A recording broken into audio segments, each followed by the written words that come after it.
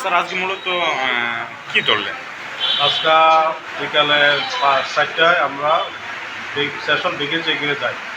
গাওয়াইবাড়ি এলাকাতে আমার স্টাফ নিয়ে বিগিল চেকিংয়ে যাই। এখানে বিগিল চেকিং করার সময় একটি গাড়ি আমরা আটক করি। গাড়িতে প্রচুর পরিমাণে ইলিগেল ফরেন লিগার ছিল, সেগুলি আমরা সিজ করে থানাতে নিয়ে আসি। গাড়ির নাম্বার? কি গাড়ি ছিল এটা? গাড়ির ইকো গাড়ি। আটক কি কেউ হয়েছে? হ্যাঁ, কাউকে কি আটক করেছেন এই বিষয়ে? ড্রাইভারকে আটক করেছি। কিছু কি জানা গেছে নি কই থেকে কই নিয়ে যাবো কিছু? দিলে মনে হচ্ছে নিচে তুই দুটি নিয়ে যাবো।